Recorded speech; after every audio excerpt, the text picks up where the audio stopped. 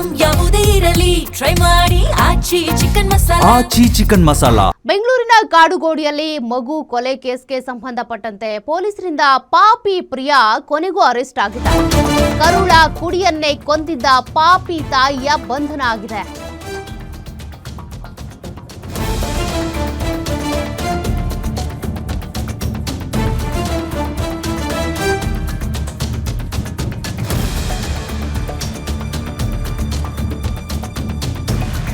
ಕರುಳ ಕುಡಿಯನ್ನೇ ಕೊಂದು ಸಕಲೇಶಪುರದಲ್ಲಿ ಅವಿತಿದ್ದಂತ ಖತರ್ನಾಕ್ ಪ್ರಿಯಾಂಕಾ ಕೊನೆಗೂ ಅರೆಸ್ಟ್ ಆಗಿದ್ದಾಳೆ. ಬೆಂಗಳೂರಿನಿಂದ ಮೈಸೂರಿನಿಂದ ಸಕಲೇಶಪುರಕ್ಕೆ ಪ್ರಯಾಣ ಬೆಳೆಸಿದ್ಲು.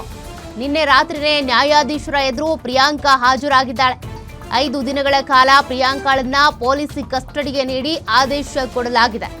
ಕಸ್ಟಡಿಗೆ ನೀಡಿ 1ನೇ ACJM ನ್ಯಾಯಾಧೀಶರಿಂದ ಆದೇಶ ಬಂದಿದ್ದು, ಸದ್ಯ ಪೊಲೀಸರ ಕಸ್ಟಡಿಯಲ್ಲಿ 3 ದಿನಗಳ ಕಾಲ ಪ್ರಿಯಾಂಕಾ ಇರ್ತಾಳೆ. ಈ ಕೇಸಿಗೆ ಸಂಬಂಧಪಟ್ಟಂತೆ ಪೊಲೀಸರಿಗೂ ಸಾಕಷ್ಟು ಪ್ರಶ್ನೆಗಳಿವೆ, ಗೊಂದಲಗಳಿವೆ.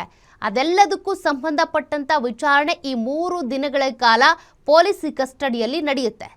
ಪಾಪಿ ಪ್ರಿಯಾಂಕಾ ಏನಿದ್ದಾಳೆ, ಮಗು ಕಪ್ಪುಗಿದೆ ಅನ್ನುವಂಥ ಕಾರಣವನ್ನ ಇಟ್ಟು ಅದರ ಜೊತೆಗೆ ತಮ್ಮ ಸಂಬಂಧಕ್ಕೆ ಅಡ್ಡ ಬರುತ್ತೆ ಮಗು ಅಂತ ಮಗುವನ್ನೇ ಸಾಯಿಸಾಕಿದ್ರು. ಸದ್ಯ ಈಗ ಅರೆಸ್ಟ್ ಆಗಿದ್ದಾಳೆ.